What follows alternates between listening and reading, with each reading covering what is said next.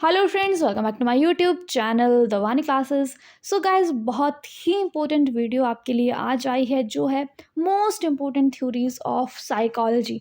Child psychology की जितनी भी इंपॉर्टेंट थ्योरीज हैं, जिनसे क्वेश्चंस आते हैं आपके अलग अलग तरह के टीचिंग एग्जाम्स में, आपके किसी भी स्टेट का टेट हो, यूपी टेट है, एचपी टेट है, केबीएस, एनवीएस, DSSS, हर एग्ज़ाम्स में इन थ्योरीज़ में से क्वेश्चंस आते ही आते हैं। और चाइल्ड साइकोलॉजी में आपकी ये थ्योरीज़ पक्की होना बहुत ही इंपॉर्टेंट है। लगभग इस वीडियो में 15+ थ्योरीज़ हैं, जिनके बारे में हम एक एक करके डिस्कस करेंगे। तो वीडियो पर एंड तक बने रहिएगा। वीडियो अच्छी लगेगी तो वीडियो को लाइक करना, चैनल को सब्सक्राइब नहीं किया तो प्लीज़ डू सब्सक्राइब। ओके, तो चलिए स्टार्ट करेंगे। सबसे पहले हम theory of hierarchy of needs, इस थ्योरी के बारे में हम सबसे पहले डिस्कस करेंगे। सो ये थ्योरी किसने दी थी? This theory was given by Abraham Maslow. So ये आपके सामने है pyramid of theory of hierarchy of needs. ये हायरार्की है जिसमें 5 नीड्स के बारे में मास्लो ने बात की। जो 5 नीड्स हैं, सबसे पहली जो सबसे बेसिक नीड है वो है फिजियोलॉजिकल नीड। कौन सी? फिजियोलॉजिकल नीड, जिसमें आगे हमारे food, water, warmth and rest, ये किसी भी इंडिविजुअल की सबसे पहली बेसिक नीड है। ओके, दूसरी नीड है सेफ्टी नीड। कौन सी? सेफ्टी नीड, जिसमें सिक्योरिटी एंड सेफ्टी आती है। Then third type of need आई belongingness and love needs. Love and belongingness, intimate relationships जिसमें आते हैं और फ्रेंड्स जिसमें आते हैं, ये होगी हमारी third stage. Fourth stage I esteem needs, जिसको सेल्फ एस्टीम भी कहते हैं, जिसमें Prestige and feeling of accomplishment आता है। ओके, ये होगी हमारी 4 स्टेजेस। और जो हमारे सबसे टॉप में स्टेज है वो है सेल्फ एक्चुअलाइजेशन, जिसको आत्म सिद्धि भी बोलते हैं हम हिंदी में। ये है achieving one's full potential including creative activities. ये है हमारी टॉप नीड। कितनी स्टेजेस हो गए हमारे पास? 5 स्टेजेस। जो स्टेज सबसे बॉटम में है वो है फिजियोलॉजिकल और टॉप में है सेल्फ एक्चुअलाइजेशन। तो ये हायरार्की, आपको ये पिरामिड ऐसे ही याद करना पड़ेगा, क्योंकि कई बार फर्स्ट नीड पूछी जाती है, कई बार सेकंड नीड पूछी जाती है। Okay, so this is theory of hierarchy of needs. Now second theory जो है थ्योरी ऑफ मल्टीपल इंटेलिजेंस। जो मल्टीपल इंटेलिजेंस थ्योरी है, जिसको दिया था हर्ट गार्डनर ने। ओके, और उन्होंने 8 टाइप्स दिए इंटेलिजेंस के। बहुत बार क्वेश्चन पूछा जाता है कि कितने टाइप्स की इंटेलिजेंस के बारे में बात की गई मल्टीपल इंटेलिजेंस थ्योरी में, या फिर ये पूछा जाता है कि मल्टीपल इंटेलिजेंस थ्योरी को किन्होंने दिया। तो वो थे हर्ट गार्डनर, और 8 तरह की इंटेलिजेंस के बारे में उन्होंने बात की, जिनके बारे में अभी हम डिस्कस करेंगे। सो फर्स्ट इंटेलिजेंस थी लिंग्विस्टिक इंटेलिजेंस। जैसे वर्ड से पता चल रहा है, लिंग्विस्टिक विच मीन्स लैंग्वेज। ऐसा इंडिविजुअल जिसमें लैंग्वेज स्किल्स हों, उसको हम कह सकते हैं कि ये लिंग्विस्टिकली इंटेलिजेंट है। ओके, जैसे लैंग्वेज स्किल्स में आगे जो रीडिंग, स्पीकिंग, राइटिंग, डिबेटिंग, ये सब आ जाते हैं लिंग्विस्टिक इंटेलिजेंस में। दूसरी तरह की इंटेलिजेंस लॉजिकल मैथमेटिकल इंटेलिजेंस, यानी कि उस इंडिविजुअल में वो सारे स्किल्स होंगे जो प्रॉब्लम्स को सॉल्व कर पाएंगे। जैसे हम एग्जांपल ले लें APJ अब्दुल कलाम सर का, अल्बर्ट आइंस्टाइन का, तो वो क्या थे? लॉजिकली मैथमेटिकल इंटेलिजेंट थे वो लोग। ओके, थर्ड आती है हमारे पास स्पेशल इंटेलिजेंस, जिसको हिंदी में स्थानिक बुद्धि भी कहते हैं। यानी कि ऐसे इंडिविजुअल जिनमें ये स्किल्स हों कि वो विजुअल इमेजेस बना सकें। फॉर एग्जांपल जो आर्किटेक्ट्स होते हैं वो विजुअल इमेजेस बनाते हैं, वो नक्शा बनाते हैं। जैसे पेंटर्स होते हैं, डेकोरेटर्स, इंटीरियर डेकोरेटर्स होते हैं, सर्जन्स होते हैं। तो इन सब लोगों को हम कह सकते हैं स्पेशल इंटेलिजेंट पीपल। ओके, तो ये 3 तरह की इंटेलिजेंस होगी। Fourth type of intelligence is musical intelligence. Musical यानी कि ऐसे इंडिविजुअल जो म्यूजिक के पैटर्न को समझ सकें, जो म्यूजिक क्रिएट करते हैं, मैनिपुलेट करते हैं म्यूजिक को, जैसे सिंगर्स हो गए, वो सब किस में आएंगे? म्यूजिकल इंटेलिजेंस में आएंगे। Then next type of intelligence is bodily kinaesthetic. Bodily kinaesthetic में आएंगे जो एथलीट्स होते हैं, जिनकी बॉडी फ्लेक्सिबल होती है, वो क्रिएटिविटी करते हैं, जैसे डांसर्स हैं, एक्टर्स हैं, स्पोर्ट्स पर्सन हैं। ये सब किस में आएंगे? फिफ्थ टाइप के इंटेलिजेंस में आएंगे।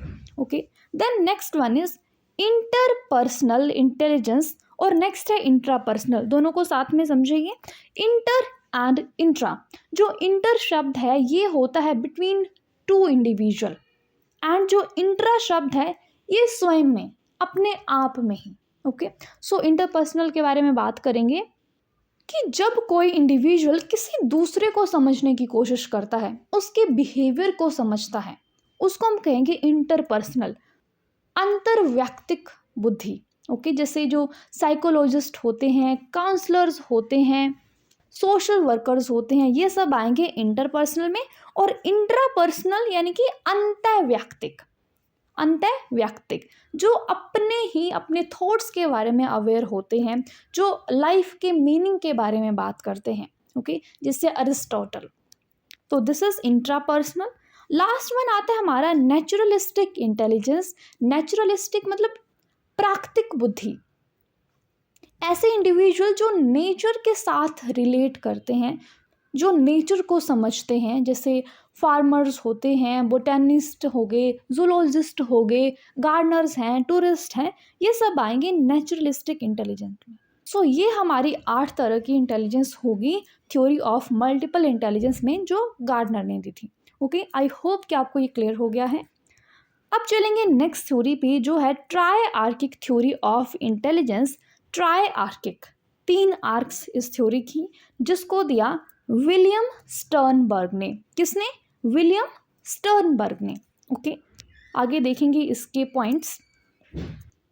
तो ये है स्टर्नबर्ग की ट्रायआर्किक थ्योरी के कुछ कंपोनेंट्स आपके सामने जो हैं। 3 कंपोनेंट्स हैं, एनालिटिकल, क्रिएटिव, तीसरा प्रैक्टिकल। और जो एनालिटिकल कंपोनेंट है, मेटा कंपोनेंट्स हैं ये, इसको हम कॉम्पोनेंशियल भी कहते हैं। क्या कहते हैं? कॉम्पोनेंशियल। ओके, एंड जो क्रिएटिव है इसको कहा जाता है experiential. Okay, and practical one is contextual. Okay, 3 meta stages, componential, experiential, contextual. एक एक करके तीनों को समझते हैं। जो पहला है एनालिटिकल कॉम्पोनेंशियल, भी हमने इसको बोला कंपेयर, इवेलुएट एंड एनालाइज। इसमें कंपेयर किया जाता है, एनालाइज किया जाता है और इवेलुएट किया जाता है, उस तरह की इंटेलिजेंस है ये। सेकंड वन इज एक्सपीरियंशियल, जिसमें जो क्रिएटिव थॉट्स हैं उनके बारे में बात होती है, इंसाइट्स जनरेट होती हैं, क्रिएटिव आइडियाज़ डेवलप होते हैं, इस तरह की इंटेलिजेंस में। तीसरी कॉन्टेक्चुअल, जिसको प्रैक्टिकल भी कहा। प्रैक्टिकल यानी कि जब अप्लाई किया जा सके जो हमने सीखा उसको अपनी डेली लाइफ में, दिस इज प्रैक्टिकल और कॉन्टेक्चुअल। ठीक है, तो ये है स्टर्नबर्ग की triarchic theory of intelligence. Okay, next theory is theory of cognitive development. सभी ने इसके बारे में पढ़ा होगा। सो इस थ्योरी को दिया है जीन पियाजे ने। ओके, और जो जीन पियाजे थे वो स्विस साइकोलॉजिस्ट थे, स्विट्ज़रलैंड के रहने वाले थे। तो उन्होंने कुछ कंपोनेंट्स के बारे में, कुछ एलिमेंट्स के बारे में बात की है। पहले उनको पढ़ लेंगे, उसके बाद इसकी स्टेजेस पर चलेंगे। ओके, सबसे पहले उन्होंने बात की स्कीमास की। तो स्कीमास क्या थे? स्कीमा थे उनकी थ्योरी में मेंटल स्ट्रक्चर्स। क्या थे? Mental structures.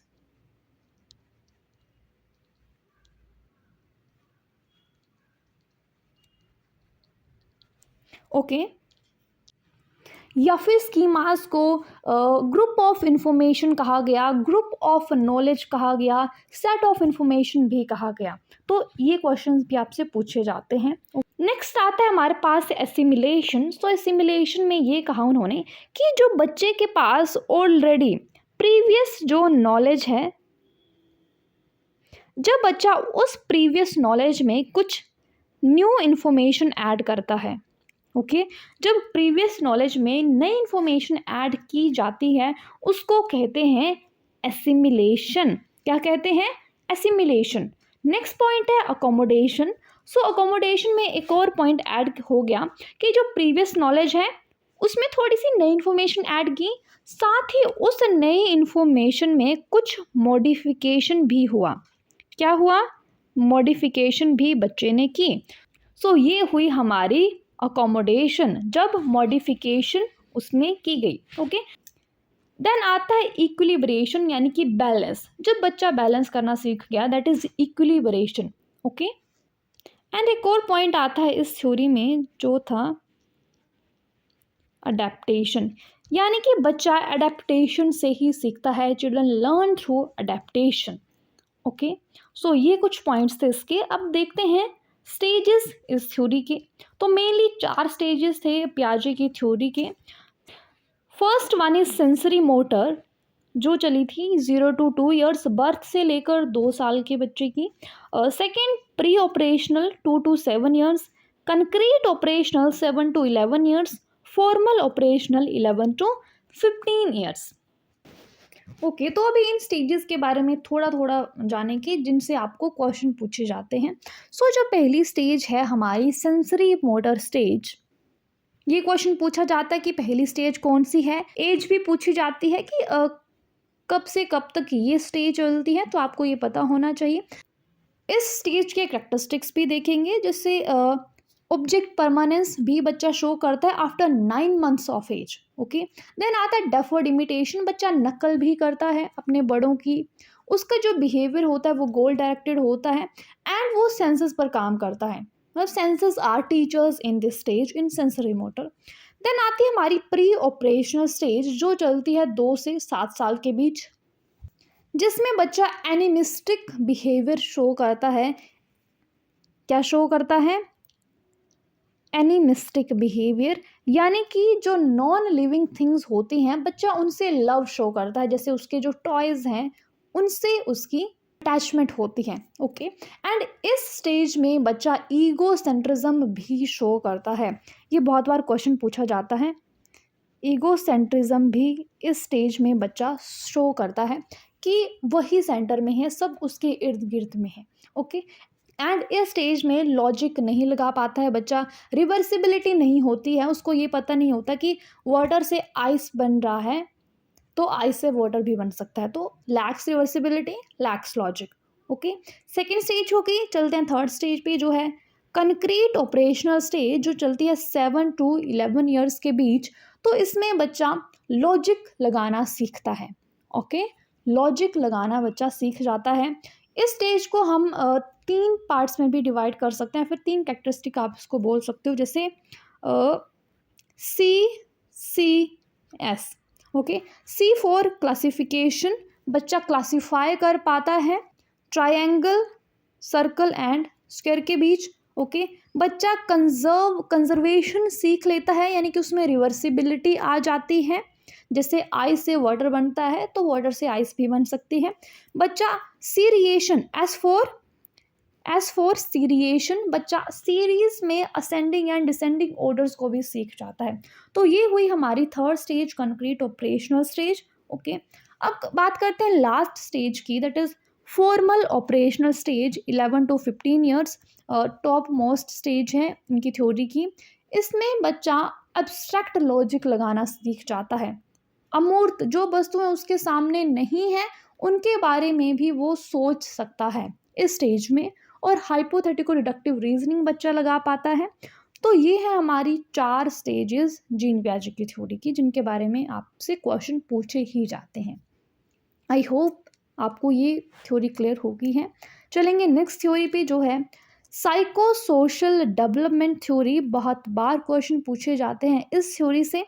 तो इस थ्योरी को दिया था एरिक एरिक्सन ने। किसने दिया? एरिक एरिक्सन ने दिया। और इसमें उन्होंने 8 स्टेजेस के बारे में बात की, जन्म से लेकर मृत्यु तक। उन स्टेजेस के बारे में बात करेंगे। फर्स्ट स्टेज थी उनकी थ्योरी की ट्रस्ट वर्सेस मिसट्रस्ट। उन्होंने कॉन्फ्लिक्ट्स के बारे में बात की कि अगर बच्चे में ट्रस्ट डेवलप होता है इस स्टेज में तो वेल एंड गुड। अगर बच्चा ट्रस्ट नहीं कर पाता है अपने फैमिली पे, अपने केयर टेकर्स पे, तो उसमें कन्फ्लिक्ट आएगा मिसट्रस्ट का, बच्चा ट्रस्ट नहीं कर पाएगा। ओके, तो ये फर्स्ट स्टेज है उनकी। सेकंड आती है autonomy versus shame and doubt, जो चलती है 1.5 ईयर्स, यानी कि 18 महीने से 3 वर्ष तक। Autonomy versus shame and doubt. अगर बच्चा ऑटोनोमस बिहेवियर शो करता है तो उसमें कॉन्फ्लिक्ट नहीं आएगा। अगर वो नहीं कर सकता है, नहीं कर पाएगा, तो उसमें शेम एंड डाउट वाला कॉन्फ्लिक्ट अराइज होगा। ओके, देन आता है इनिशिएटिव वर्सेस गिल्ट। बच्चा इस एज में कुछ काम करना चाहता है, अगर वो इनिशिएट करता है, अगर नहीं कर पाता है तो उसमें गिल्ट वाला क्राइसिस डेवलप होगा 3 to 6 ईयर्स में। ओके, देन आती है हमारी नेक्स्ट स्टेज इंडस्ट्रियसनेस वर्सेस इंफीरियोरिटी। तो इस स्टेज में बच्चा जाता है अपने स्कूल में 6 to 12 ईयर्स, 6 साल का बच्चा फर्स्ट क्लास में होता है। इस स्टेज को आप लेटर चाइल्डहुड स्टेज भी बोल सकते हो। ओके, एंड पीछे वाली स्टेज जो फर्स्ट स्टेज है उसको आप इन्फेंसी, एंड देन आगे वाली आपकी अर्ली चाइल्डहुड वाली stage. Second and third early childhood, first one was infancy, and जो फोर्थ स्टेज वो आएगी आपकी लेटर चाइल्डहुड में। तो इसमें बच्चा इंडस्ट्रियसनेस शो करेगा, बच्चा सभी के साथ बात करना चाहेगा। अगर वैसा नहीं हुआ तो इन्फीरियोरिटी वाला कॉन्फ्लिक्ट अराइज होगा in later childhood. Okay, next stage है आइडेंटिटी वर्सेस रोल कन्फ्यूजन। बहुत बार क्वेश्चन आता है कि एडोलेसेंस की एज में कौन सा स्टेज आती है, कौन सा क्राइसिस डेवलप होता है, तो वो होती है आइडेंटिटी वर्सेस रोल कन्फ्यूजन। बच्चा आइडेंटिटी बनाना चाहता है, अगर आइडेंटिटी नहीं बन पाई तो रोल कन्फ्यूजन वाला कॉन्फ्लिक्ट अराइज होगा। ओके, एडोलेसेंस में 12 से 20 साल। देन नेक्स्ट आया इंटीमेसी वर्सेस आइसोलेशन, जो चली 20 to 45 ईयर्स की स्टेज। ये बाकी एडोलेसेंस के बाद की स्टेजेस हैं, एडल्टहुड की स्टेजेस हैं। देन आई generativity versus stagnation 45 to 65 years. Last one ego integrity versus despair 65 years से लेकर डेथ तक। तो जनरली क्वेश्चंस पूछे जाते हैं एडोलेसेंस की एज तक। अगर आगे भी क्वेश्चंस आए तो ये सब स्टेजेस आपको याद होनी चाहिए। Okay, move on to next theory, psycho analytic theory of personality, जिसके बारे में बात की थी सिगमंड फ्रॉइड ने, जिसमें उन्होंने कुछ मेंटल एजेंसीज या फिर आप कह सकते हो कुछ कंपोनेंट्स के बारे में बात की, कुछ ईगोज के बारे में बात की, जो थी id, ego and super ego. Okay, id, ego and super ego. जो इड है, this is instinct. What id is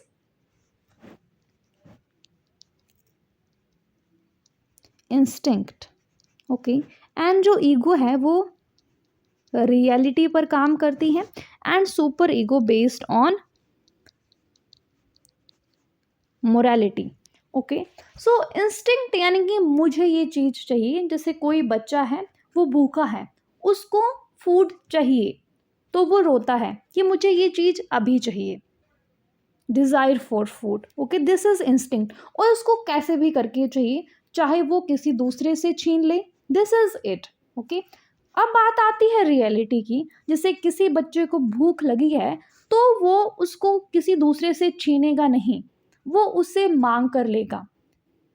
okay, so this is what reality. मतलब कि जो ईगो है उसमें हम अपनी डिज़ायर को पूरा करेंगे, जो ईड की डिज़ायर हैं उनको पूरा करेंगे, बट उस वे में जो वे सोशली एक्सेप्टेबल होगी, जिसको समाज में एक्सेप्ट किया गया होगा कि जो खाना है उसको चुरा कर या फिर छीन कर नहीं खाना है, उसको मांग कर या फिर खरीद कर खाना है। Okay, so this is reality. And next आती है सुपर ईगो, जो मोरालिटी है, मोरल सेल्फ जिसको हम कहते हैं। तो इसका एक एग्जाम्पल है कि कोई लड़की है, उसको पता है कि अगर वो चोरी करेगी वो पकड़ी नहीं जाएगी, बट उसको ये पता है कि चोरी करना गलत बात है। ओके, और वो चोरी करेगी, किसी को पता भी नहीं चलेगा, बट फिर भी वो चोरी नहीं कर रही है। So this is what, this is called super ego, यानी कि मोरालिटी।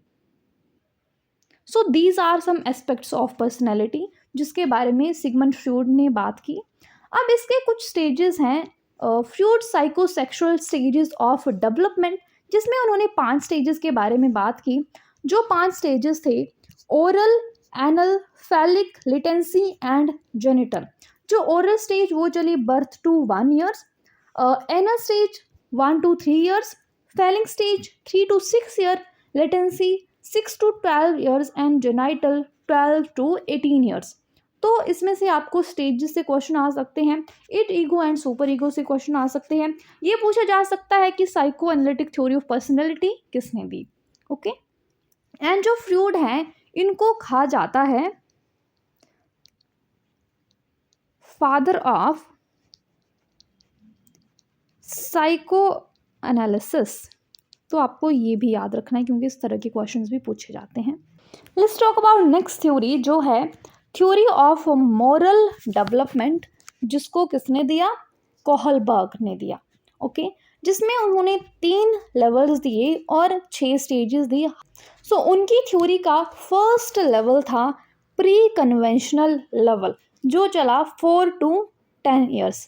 प्री कन्वेंशनल लेवल जिसके अंडर 2 स्टेजेस आई। पहली स्टेज पनिशमेंट एंड ओबीडियंस, दूसरी इंस्ट्रूमेंटल रिलेटिविटी। इस थ्योरी की डिटेल वीडियो ऑलरेडी चैनल पर है, उसका लिंक डिस्क्रिप्शन बॉक्स में मिल जाएगा, आप वहाँ से भी उसको देख सकते हो। ओके, सो फर्स्ट लेवल में आए 2 stage, punishment and obedience, and दूसरा instrumental relativity. Punishment and obedience यानी कि बच्चा पनिशमेंट के डर से ओबे करेगा, रूल को फॉलो करेगा। एंड दूसरा आया इंस्ट्रूमेंटल रिलेटिविटी, जिसको म्यूचुअल एक्सचेंज भी कहते हैं, टिट फॉर टैट भी कहा जाता है। बच्चा अपने फ़ायदे के बारे में उसमें सोचेगा। ओके, सेकेंड लेवल आया हमारा कन्वेंशनल लेवल, जो चला 10 to 13 ईयर्स। इसके अंडर भी 2 stages, good boy good girl stage, इसको good girl good boy orientation भी कहते हैं, कि बच्चा प्रेज के लिए करेगा, अगर बच्चे की प्रेज की जाएगी तो वो उस काम को करेगा। उसमें नेक्स्ट स्टेज आई जो हमारी 4th स्टेज है, लॉ एंड ऑर्डर स्टेज, कि जो रूल्स हैं वो फिक्स हैं, बच्चा रूल्स पर काम करेगा, जो रूल्स बनाए गए हैं सोसाइटी में बच्चा उनको फॉलो करेगा। ओके, सो 2 लेवल हो गए। तीसरा लेवल हमारा पोस्ट कन्वेंशनल लेवल, जिसमें अगेन 2 स्टेजेस आई, social contact orientation, universal ethical principle. Social contact orientation में कि बच्चा ये बोलता है कि मेरे अपने भी राइट्स हैं, वो अपने राइट्स के लिए कुछ रूल्स को तोड़ेगा भी सोसाइटी के। Okay, then universal ethical principle, कि अगर किसी दूसरे का भला हो तो बच्चा किसी से भी लड़ाई कर लेगा। Okay, this is universal ethical principle, और ये लेवल इस पे एज है 13 to 16 ईयर्स। ओके, तो ये है हमारी theory of moral development by Kohlberg. Next theory है हमारे पास trial and error learning theory, जिसके बारे में बात की एडवर्ड ली थॉर्नडाइक ने, जो एक अमेरिकन साइकोलॉजिस्ट थे, और उन्होंने परफॉर्म किया एक्सपेरिमेंट कैट पर, और इस कैट को उन्होंने रखा एक बॉक्स में, जिस बॉक्स को नाम दिया उन्होंने पजल बॉक्स। इस एक्सपेरिमेंट उन्होंने ये किया कि जो बॉक्स था उसके बाहर कैट के लिए खाना रखा गया, और कैट को भूख लगी थी, उसने बाहर जाना था, उसको बाहर जाने के लिए सिर्फ एक रास्ता था कि अगर वो इस लेवर को प्रेस करेगी तो ये डोर ओपन होगा। तो उसने मूवमेंट्स की, जब उसने देखा कि लेवर उससे प्रेस हुआ और वो डोर खुला तो वो बाहर जा पाई। तो इसी तरह से इस एक्सपेरिमेंट को थॉर्नडाइक ने परफॉर्म किया, लेवर प्रेस हुआ, डोर खुला और कैट ने बाहर जाकर खाना खाया। Okay, so this is trial and error learning theory.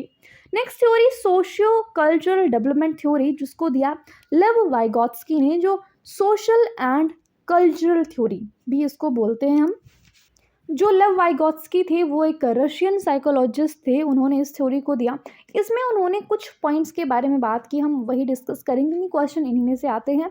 MOK के बारे में उन्होंने बात की। सो MOK की फुल फॉर्म है मोर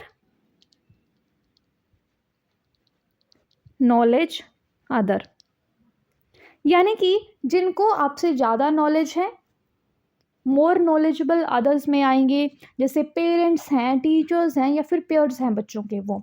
और HOTS यानी कि high order thinking skills.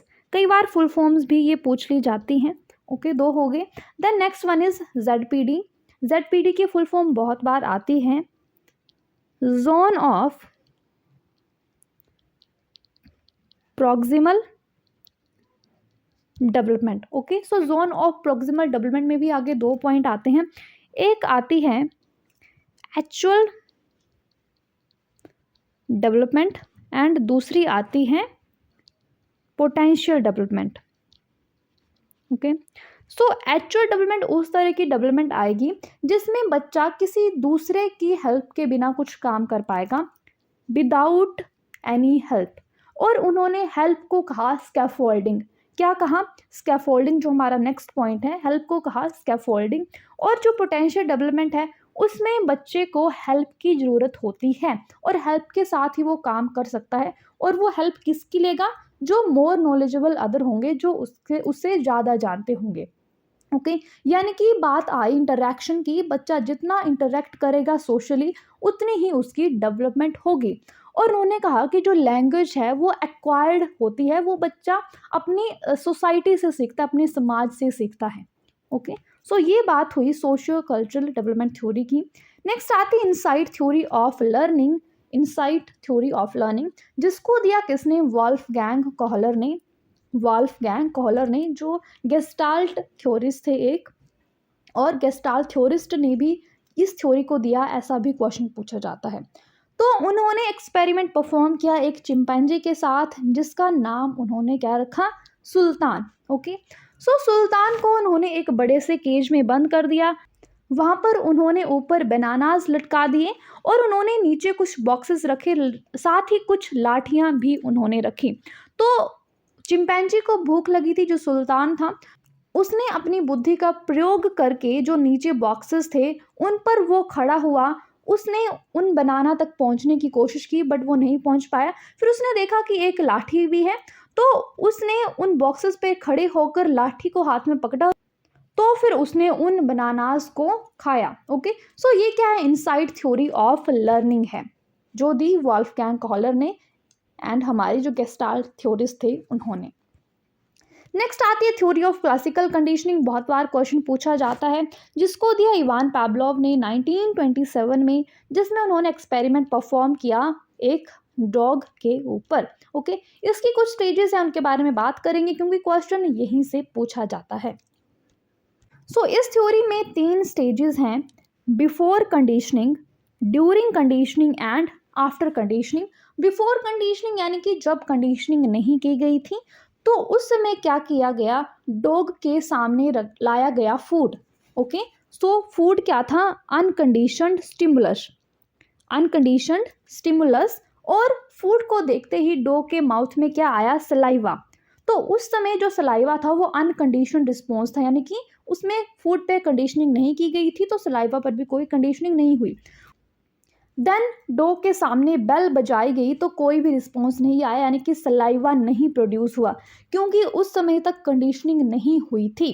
Second stage आती है ड्यूरिंग कंडीशनिंग, यानी कि जब बेल बजाई उसके बाद डॉग को खाना दिया गया तो जो अनकंडीशनड रिस्पॉन्स था वो आया, यानी कि सलाइवा प्रोड्यूस हुआ। उस समय कंडीशनिंग की गई बेल पे, यानी कि बेल बजाई उसके बाद फूड दिया तो क्या हुआ? अनकंडीशनड रिस्पॉन्स आया, यानी कि डॉग के माउथ में सलाइवा प्रोड्यूस हुआ। देन आती हमारी आफ्टर कंडीशनिंग। जब कंडीशनिंग हो गई, डॉग को पता है कि बेल के बाद खाना आएगा, तो जब बेल बजी तभी उसके माउथ में सलाइवा प्रोड्यूस हुआ, यानी कि खाना देने से पहले ही सलाइवा प्रोड्यूस हुआ। जो कंडीशनड स्टिमुलस था उससे कंडीशनड रिस्पॉन्स आया। तो ये है हमारी पूरी थ्योरी ऑफ क्लासिकल कंडीशनिंग जो दी इवान पावलोव ने। नेक्स्ट आती है हमारी ऑपरेंट कंडीशनिंग थ्योरी, जिसको दिया BF स्किनर ने, जिसमें उन्होंने एक्सपेरिमेंट परफॉर्म किया रैट और पिजन के साथ एक बॉक्स में, जिसको उन्होंने नाम दिया स्किनर बॉक्स। सेम इसमें भी उसी तरह से कुछ एक्सपेरिमेंट परफॉर्म किया गया। रैट इस लिवर को प्रेस करता, उसको यहाँ पर शॉक भी लगता, जब वो लिवर को प्रेस करेगा तभी वो बाहर जा पाएगा और उसको वहाँ पर खाना आएगा। सो this is operant conditioning theory जो दी VF स्किनर ने। क्वेश्चन बस आपसे यही पूछा जाता है कि ऑपरेंट कंडीशनिंग किसने दी, साथ ही उन्होंने किस पर एक्सपेरिमेंट परफॉर्म किया। ओके, नेक्स्ट आती है अल्पर्ट थ्योरी ऑफ पर्सनैलिटी। अल्पर्ट ने एक पर्सनैलिटी की थ्योरी दी जिसमें उन्होंने 3 ट्रेट्स दिए। कौन कौन से trait? Cardinal, central and secondary trait. जो कार्डिनल ट्रेट है ये पर्सनैलिटी का मेन ट्रेट है, मतलब कि इसमें जो मेन फीचर्स होते हैं वो आते हैं। जो सेंट्रल ट्रेट है इसमें थोड़े से ट्रेट्स आते हैं, जैसे ऑनेस्टी है। देन सेकेंडरी ट्रेट मतलब ऐसे ट्रेड जो कभी कभी देखने को मिलते हैं किसी भी पर्सनैलिटी के, जैसे मूड स्विंग्स वगैरह हो गए वो। ओके, तो उसमें से ज़्यादा क्वेश्चंस नहीं आते हैं, बस यही क्वेश्चन आता है इस थ्योरी से कि कौन कौन से ट्रेड्स थे और कितने ट्रेड्स थे। देन टू फैक्टर थ्योरी, जिससे बहुत बार क्वेश्चन आता है। टू फैक्टर थ्योरी किसने दी? स्पेयरमैन ने दी, ये क्वेश्चन आता है। दो फैक्टर कौन कौन से? जर्नल एंड स्पेसिफिक, ये क्वेश्चन आपसे पूछा जाता है।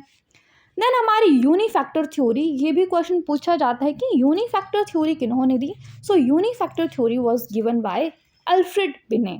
आज के वीडियो में बस इतना ही। आज हमने डिस्कस की 16 most important theories of psychology, जिनमें से हर बार क्वेश्चंस पूछे जाते हैं। वीडियो हेल्पफुल लगी हो तो अपने फ्रेंड्स के साथ भी शेयर करना, वीडियो को लाइक करना, चैनल को सब्सक्राइब नहीं किया तो प्लीज डू सब्सक्राइब।